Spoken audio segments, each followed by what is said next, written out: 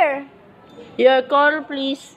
Operator, I've been dialing Maury Hale 40098 now for the last 3/4 of an hour and the line is always busy, but I don't see how it could be busy that long. Will you try it for me, please? Murray Hill 40098. One moment, please. I don't see how it could be busy all the time. It's my husband's office. He's working late tonight and I'm all alone here in the house. My health is very poor and I've been feeling so nervous all day.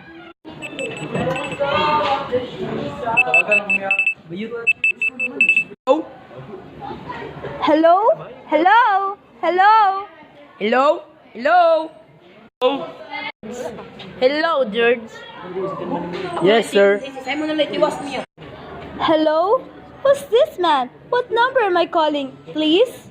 We have heard from our client. He said the cost is clear for tonight. Yes, sir. Where are you now? In a phone booth. Okay, you know the address. At 11 o'clock, the private patrolman guns around to the bar on 2nd Avenue for a beer. Be sure that all lights downstairs are out. There should be only one light visible from the street. At 11:15, a subway train crosses the bridge. It makes noise in case your window is open and should scream. Oh, hello? What number is this, please? Okay, I understand. Make it quick, as little blood as possible. Our client does not wish to make our suffer long. A knife? Okay, sir. Yes, a knife will be okay. And remember, remove the rings and bracelet and the jewelry in the bureau drawer. Our client wishes it look like simple wrap. Okay, I get.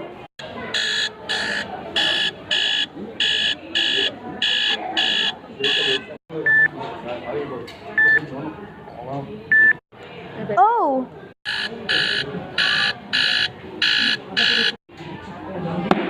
Your call, please. operator, I've been just cut off.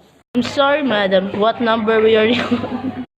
Why? It was supposed to be Murray Hill 40098, but it wasn't.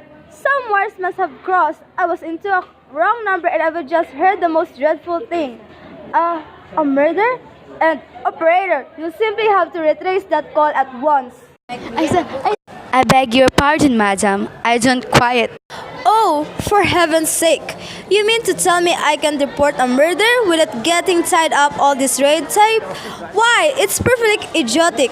Alright then, I will call the police. Ridiculous. Your call, please. That doesn't matter. This was a wrong number and you dialed it and we've got to find out what was. Immediately. But madam, Oh, why are you so stupid? Look, it was obviously a case of some little slip of the finger. I told you to try Murray Hill 40098.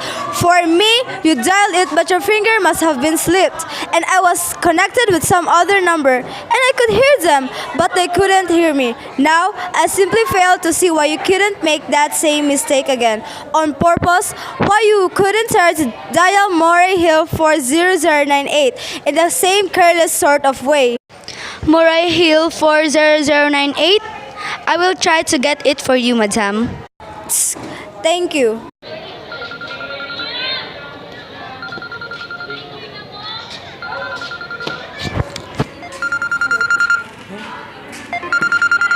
I am sorry. Murray Hill 40098 is busy. Operator! Yes, madam. Didn't try to get that wrong number at all. I asked explicitly, and all you did was dial correctly. I am sorry. What number were you calling? Can't you, for once, forget what number I was calling and do something specific? Now I want to trace that call. It's my civic duty. It's your civic duty to trace that call and to apprehend those dangerous killers. And if you want, Connect you with the chief operator. please.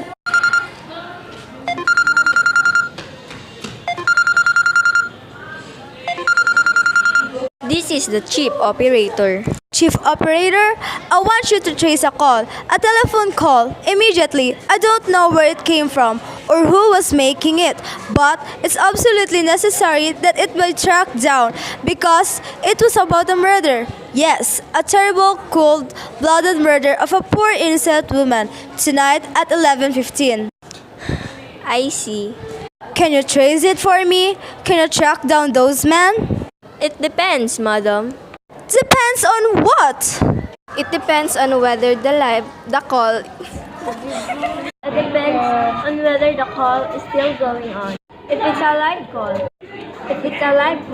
we can trace it on the.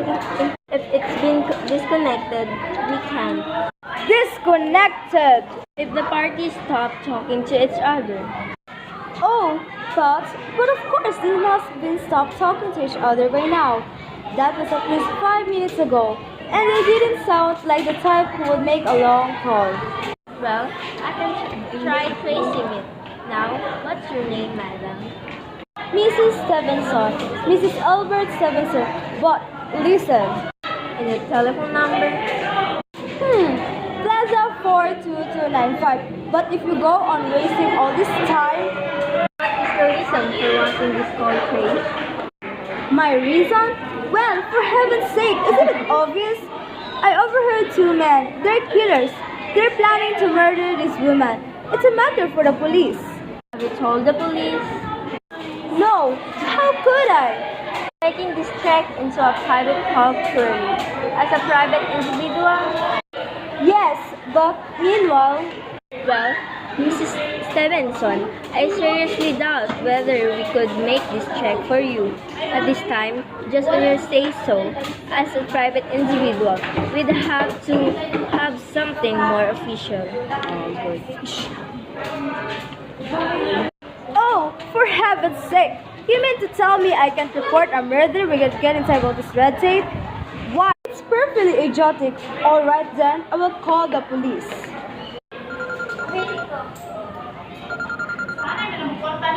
Your call, please?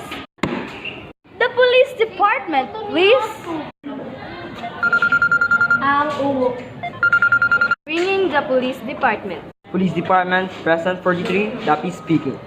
Police department? Oh, this is Mrs. Stevenson, Mrs. Albert Smith Stevenson of 53 North Sutton Place. I'm calling to report a murder. I mean, the murder hasn't been committed yet. I just overheard plans for it over the telephone, of a wrong number that the operator gave me. I've been trying to trace down the call by myself. But everybody is so stupid, and I guess in the end, you're the only people who could do anything. Yes, ma'am? It was a perfectly definite murder. I heard their plans distinctly. Two men were taking and they were going to murder some woman at 11:15 tonight. She lived in a house near a bridge. Yes, ma'am. And there was a private patrolman on the street. He was going to go around for a beer on 2nd Avenue. And there was some third man, a client who's paying to have this poor woman murdered. They were going to take her rings and bracelet and use a knife. Well, it's unnerved me dreadfully and I'm not well. I see. When was all this, ma'am? About 8 minutes ago. Oh, then you can do something? You do understand? And what is your name, ma'am? Huh? Mrs. Stevenson. Mrs. Albert Stevenson. And your address? 53 North Sutton Place. That's near a bridge, the Queensboro Bridge. You know, and we have a private patrolman on our street on 2nd Avenue. And what was the number you were calling? Murray Hill 40098. But that wasn't the number I overheard. I mean, Murray Hill 40098 is my husband's office. He's working late tonight and I was trying to reach him to ask to come home. I'm an invalid, you know, and it's the maid's night off, and I have to be alone, even though he says I'm perfectly safe as long as I have the telephone right beside my bed. Well, look into Mr. and Mrs. Stevenson and see if you can check it with the telephone company. But the telephone company said they couldn't check the call if the parties had stopped talking. I've been taking care of that. Oh, Personally, I feel you ought to do something far more immediate and drastic than just to check the call. What good does checking the call do? If they stop talking, by the time you track it down, they already have committed the murder. We'll take care of it. We made it. Don't worry. Let's say the whole thing calls for a search, a complete and thorough search of the whole city. I'm very near a bridge and I'm not far from the 2nd Avenue. And I know I'd feel a whole lot better if you sent a radio car to this neighborhood at once. And what makes you think the murder is going to be committed in your neighborhood, Mom? Oh, I don't know. This coincidence is so horrible. 2nd Avenue, the Patrol Mall, the bridge. 2nd Avenue is a long street, Mom. And do you happen to know how many bridges there are in the city of New York alone? Not to mention Brooklyn, Staten Island, Queens, and Bronx. And how do you know there isn't some little house on South Staten Island? Some little 2nd Avenue you'd never heard about? Do you know you're walking about New York at all? But I heard the call on the New York dialing system. How do you know it wasn't long distance call you overhead? Telephones are funny things. Hey Dave, why you don't look at this way? Supposing you hadn't broken into telephone code. Supposing you got your husband in the way you also do. Would this murder have made any difference to you then? I suppose not, but it's so inhuman, so cold-blooded. A lot of murders are committed in the city every day. Ma'am, if we could something to stop, we would. Clue of this kind that's so vague isn't much more useful than clue at all. But surely... Of course, you have some reason for thinking this call is phony, and that someone may be planning to murder you. Me? Oh no, I hardly think so. I mean, why should anybody? I'm alone all day and night. I see nobody except my maid. Eloise, she's a big 200-pounder. She's too lazy to bring up my breakfast tray. And the only other person is my husband, Albert. He's crazy about me, adores me, waits on me hand and foot. He's scarcely left my side since I took stick 12 years ago. Then, there's nothing for you to worry about. It's there and now. If you just leave the rest to us. But what will you do? It's so late. It's nearly 11 o'clock. We'll take care of it later. City and send out squads and warn your radio cars to watch out, especially in suspicious neighborhoods like mine. I said we'd take care of it. Just now, I got a couple of other matters here on my desk that require my immediate. Oh, idiot! Now, why did I do that? Now, I am a fool. Oh, why doesn't Albert come home? Why doesn't he? Your call, please. Operator, for heaven's sake, will you ring that Murray Hill 40098 again? I can't think what's keeping him so long. Ringing Murray Hill 40098.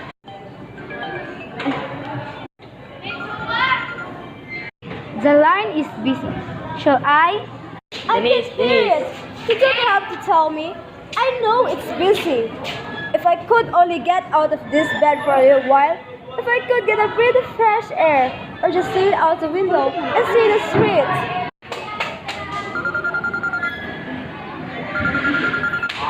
Hello? Albert? Hello? Hello? Hello? Oh, what's the matter with this phone? Hello? Hello?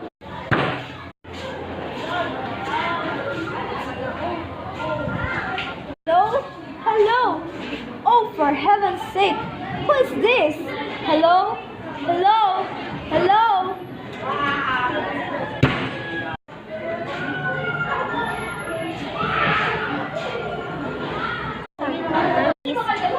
Your call, please. Hello, operator. I don't know what's the matter with this telephone tonight, but it's positively driving me crazy. I've never seen such inefficient, miserable service.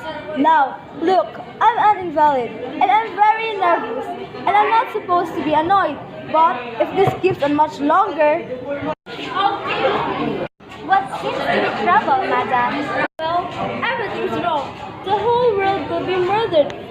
people care. And now, my phone keeps ringing. Yes, madam. Ringing and ringing and ringing every 5 seconds or so. And when I pick it up, there's no one there. I'm sorry, madam. If you will hang up, I will test it for you. I don't want you to test it for me. I want you to put through the call, whatever it is, at once. I'm afraid that is not possible, madam. Good. Possible? And why? May I ask? The system is automatic, madam. If someone is trying to dial your number, there is no way to check whether the call is coming through the system or not, unless the person who is trying to reach you complains to his particular operator. Well, of all the stupid, complicated, and meanwhile, I've got to sit here in my bed, suffering every time that phone rings, imagining everything. I will try to check it for you, madam. I will check it for you, madam. Check it, check it. That's all nobody can do. Of all this stupid, idiotic. Oh, what's the use? Hello? Hello? Stop ringing. Do you hear me? Answer me. What do you want? Do you realize you're driving me crazy? Start. Is this Plaza 42295? Yes, yes. This is Plaza 42295. This is Western Onion. I have telegram here for Mrs. Albert Stevenson. Is there anyone there to receive the message? I am Mrs. Stevenson. Telegram as follows. Mrs. Albert Stevenson, 53 North Sutton Place, New York, New York. Darling, terrible sorry. Try to get you for last hour, but line busy. Leaving for Boston 11 p.m. tonight on urgent business. Back tomorrow afternoon. Keep happy. Love, signed, Albert. Oh no. That's all, madam. Do you wish us to deliver a copy of the message? No, no. Thank you. Thank you, madam. Good night. Night. No, no, it isn't true. He couldn't do it. Not when he knows I'll be all alone. It's some trick, some fiendish. Your call, please. Operator, try that Murray Hill 40098 number. From me just once more, please. Ringing Murray Hill 40098. Oh, Albert, how could you? How could you? But I can't be alone tonight. I can't. If I'm alone one more second, I don't care what it says or what the expense is. I'm a sick woman. I'm entitled.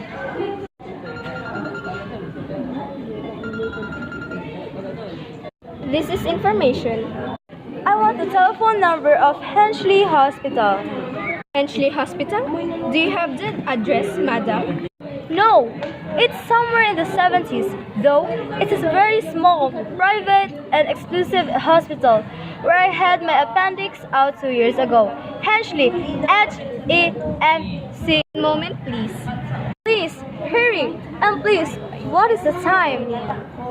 I do not know, madam. You may find out the time by dialing Meridian 71212.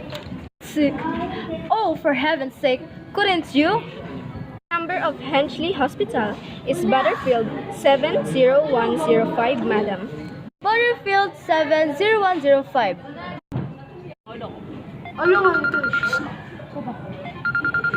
Henchley Hospital, good evening. Nurses, registry. Who you wish to speak to, please? I want the nurses registry at once. I want a trained nurse. I want to hire her immediately for the night. See, and what is the nature of the case, madam? Nerves. I'm very nervous. I need soothing and companionship. My husband is away and Have you been recommended to us by any doctor in particular, madam? No, but I really don't see why all this catechizing is necessary. I want a trained nurse. I was a patient in your hospital 2 years ago, and after all, I do expect to pay this person. We quite understand that, madam, but registration nurses are very cars just now, and our superintendent has asked us to send people out only on cases where the physician in charge feels it's absolutely necessary. Well, it is absolutely necessary. I'm a sick woman. I am very upset. Very. I'm alone in this house and I'm invalid, and tonight I overheard a telephone conversation that upset me dreadfully about a murder. A poor woman who's going to be murdered at 11:15 tonight. In fact, if someone doesn't come at once, I'm afraid I'll go out of my mind. I see. Well, I'll speak to Miss Phillips as soon as she comes in. And what is your name, madam? Phillips, and when do you expect her in? I really don't know, madam. She went out to supper at 11 o'clock. 11 o'clock. But it's not 11 yet.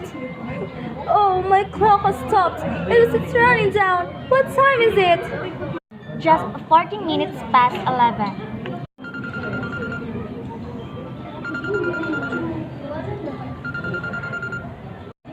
What's that? What was that, madam? That clicked just now in my own telephone, as though someone had lifted the receiver of the hook of the extension phone downstairs. I didn't hear it, madam. Now, about this. But I did. There's someone in this house.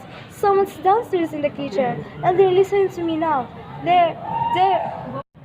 I won't pick it up. I won't let them hear me. I'll be quiet and they'll think. But if I don't call someone now, while they're still down there, there'll be no time. Your call, please. Operator, I am in desperate trouble. I cannot hear you, madam. Please speak louder. Don't tear. There's someone listening. Can you hear me now? Your call, please. What number are you calling, madam? You've got to hear me. Oh, please. You've got to help me. There's someone in this house. Someone's going to murder me. And you've got to get in touch with me. Oh, there it is. He's put it down. He's put the extension. He's coming.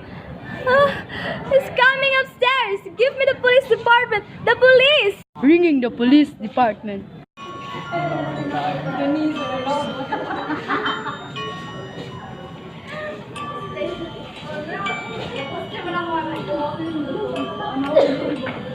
Police Department, present for 3. Dappy speaking. Police Department, Dappy speaking. Sorry, wrong number. Afterwards, Mrs. Stevenson was found dead. According to the police and to the investigators, Mrs. Stevenson was murdered by 3 men. And according to the 3 men, they were ordered to kill Mrs. Stevenson by her husband. Again, this is sorry, wrong number.